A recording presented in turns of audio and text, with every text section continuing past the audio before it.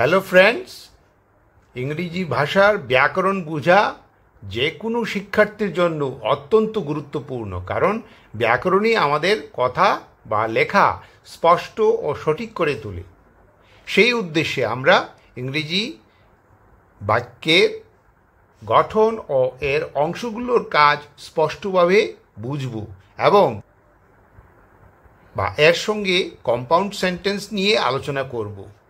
আশা করি এই ব্যাখ্যা শিক্ষার্থীদের সহজেই নতুন বাক্য বা সেন্টেন্স তৈরি করতে ও ভাষার দক্ষতা অর্জনে সহায়তা করবে। চলুন শুরু করা যাক আজকের অনুষ্ঠানটি। এখানে আজকের সেন্টেন্সটি হলো, I wanted to go for a walk, but it started raining. I হলো আমি, wanted চেয়েছিলাম, to go for a walk হাঁটতে যেতে, but কিন্তু it started শুরু হয়েছিল, raining বৃষ্টি পড়া। এখানে I হলো প্রোনাউন, এটি সাবজেক্টও বটে, এটা নাউনের পরিবর্তে বসেছে। এরপরে আসছে ওয়ান্টেড। এখানে কিন্তু কোনো অক্সিলারি ভাব নেই, সাবজেক্টের পরে কোনো অক্সিলারি ভাব নেই, আছে শুধু কি অ্যাকশন ভাব।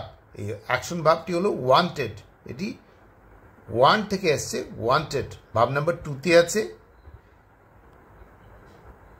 এখানে টু গো হলো ইনফিনিটিভ ক্রিয়া, যেটি উদ্দেশ্য প্রকাশ করছে। এখানে ফর হলো প্রেপোজিশন, যেটি শোস মানে দেখাচ্ছে, পারপাস উদ্দেশ্য দেখাচ্ছে। কি উদ্দেশ্য? এ ওয়াক, এ হলো আর্টিকুল আর ওয়াক হলো নাউন। এরপরে আসছে বাট, এটি কনজাংশন। এখানে দুটো সেন্টেন্স বা দুটো clause, I wanted to go for a walk আর it started raining, এই দুটোকে কি করেছে? এই বাট কনজাংশন যুক্ত করেছে।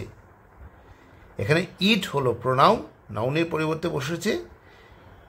এখানে ইট কি বলছে? রেফার্স টু দ্য ওয়েদার, আবহাওয়াকে নির্দেশ করছে।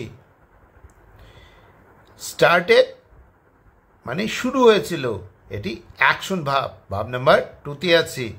এখানেও সাবজেক্ট হলো ইট, তার সাথে কোনো অক্সিলারি ভাব নেই, শুধু আছে অ্যাকশন ভাব নাম্বার 2তে আছে। আর রেইনিং হলো যেটি প্রেজেন্ট পার্টিসিপল ফর্মে আছে, এটি ভার্ব ফ্রেজ সম্পূর্ণ করছে, মানে কি শুরু হয়েছে তা দেখাচ্ছে। এখানে আমরা দুটো জায়গায় পেয়েছি যে অক্সিলারি ভাব নেই, শুধু আছে অ্যাকশন ভাব, আর এই দুটো অ্যাকশন ভাব ওয়ান্টেড আর স্টার্টেড ভাব নাম্বার 2তে আছে। তো এই সেন্টেন্সটি কি হবে? পাস্ট ইনডিফিনিট টেন্স বা সিম্পল পাস্ট টেন্সে হবে। এই সেন্টেন্সটি মধ্যে থাকা আরেকটা ব্যাপার হলো কনজাংশন। এখানে কনজাংশন হলো বাট, কনজাংশন হলো সংযোজক, আর এটি কি? এই বাট কনজাংশন কি করেছে? কোঅর্ডিনেটিং। এটি হলো কোঅর্ডিনেটিং কনজাংশন, যে কোঅর্ডিনেট করে দুটো ক্লোজের সাথে বা দুটো সেন্টেন্সের সাথে কোঅর্ডিনেট করছে। আচ্ছা, এখানে দুটো সেন্টেন্স, এই যে দুটো সেন্টেন্স আবার দেখাচ্ছি। I wanted to go for a walk, এটা হলো একটা সেন্টেন্স, এখানে চাওয়া হচ্ছে যে হাঁটতে যেতে। আর এখানে it started raining, কি হয়েছিল? শুরু হয়েছিল বৃষ্টি পড়া। এই দুটো সেন্টেন্স একে অন্যের কি করছে? It shows contrast between the two ideas. It shows এটা দেখাচ্ছে, কন্ট্রাস্ট মানে পার্থক্য, এটি দুটি ভাবের মধ্যে পার্থক্য বা বিরোধ প্রকাশ করছে। এই সেন্টেন্সটি একটি যৌগিক বাক্য, মানে কম্পাউন্ড সেন্টেন্স। এই যৌগিক বাক্য বা কম্পাউন্ড সেন্টেন্স তৈরি হয় দুইটি স্বাধীন ক্লোজ যুক্ত করে, যেখানে একটি সমন্বয়কারী কনজাংশন, যেমন এখানে অ্যান্ডও হতে পারে, বাটও হতে পারে, অর হতে পারে, সো হতে পারে, হতে পারে, ইয়েট হতে পারে। কিন্তু আমাদের এখানে কি করেছে, বাট কনজাংশন ব্যবহার করা হয়েছে। এই যে দুটো ক্লোজের কথা বলা হলো, এই দুটি ক্লোজ হলো, এক নম্বর I wanted to go for a walk, আর 2 নম্বর হলো ইট স্টার্টেড রেইনিং। এখানে এই দুটো ক্লোজ বাট সমন্বয়কারী মানে কনজাংশন দিয়ে যুক্ত হয়েছে।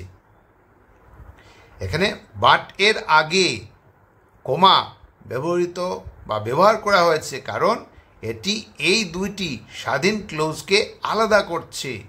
তো আজকে এই আমাদের আলোচনাটি কেমন লাগলো? যদি ভালো লাগে তাহলে সাবস্ক্রাইব করবেন, লাইক বাটনে প্রেস করবেন এবং বেল আইকনে প্রেস করবেন। Thanks for watching, bye bye.